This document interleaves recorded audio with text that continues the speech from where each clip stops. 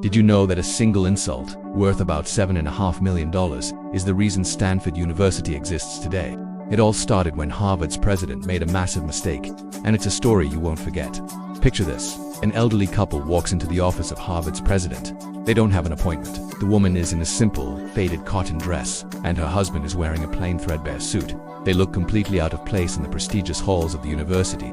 They quietly approach the president's secretary and ask if they can see him. The secretary takes one look at their simple clothes, scoffs, and immediately assumes they're just some country folk who have wandered in off the street. She thinks to herself, they have no business being here, and tells them the president is busy, hoping they'll just get the hint and leave. But they don't. They sit down quietly and wait. An hour passes, then two. They just sit there, patient and silent. The secretary gets more and more annoyed. Finally, she can't stand it anymore. She marches into the president's office and says, "There's a couple out there who just won't leave. Maybe if you just see them for a minute, they'll finally go away." The president, clearly irritated by the interruption, sighs and walks out to meet them with an air of superiority. He looks down his nose at the plainly dressed couple.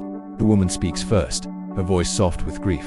"Our son attended Harvard for 1 year. She begins, he loved this place. A year ago, he passed away in an accident. My husband and I would like to erect a memorial for him on campus." The president's response is cold and dismissive. "Madam," he says curtly, "we can't put up a statue for every person who attended Harvard and died. If we did, this place would look like a cemetery." "Oh no," the woman says quickly. "We weren't thinking of a statue. We were thinking of donating a building to Harvard in his name." For the first time, the president shows a flicker of interest, but it quickly turns to ridicule. He lets out a condescending laugh. "A building," he scoffs. "Have you any idea how much a building costs? Our physical plant here at Harvard has a value of over $7.5 million. He thought that massive number would surely silence them and make them realize how out of their depth they were. The couple is silent for a moment. The president smirks, thinking he's won. But then, the woman turns to her husband and says quietly, "Is that all it costs to start a university? Why don't we just build our own?" Her husband simply nods. They stand up, and without another word, they walk out of the office, leaving the stunned and arrogant Harvard president behind. That couple, whom the president had judged so harshly based on their simple attire, was Leland and Jane Stanford. They were one of the wealthiest families in America at the time, having made their fortune in railroads and politics. And they did exactly what they said they would.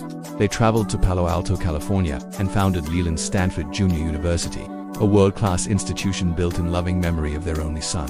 Today, Stanford is one of the leading universities in the world, a direct rival to Harvard itself. All because one man judged a book by its cover. This story is a powerful reminder: never underestimate anyone based on their appearance. The person you dismiss today could be the one who builds a legacy tomorrow. Thanks so much for watching. If you enjoyed this story, don't forget to hit that like button and subscribe for more amazing tales from history. See you next time.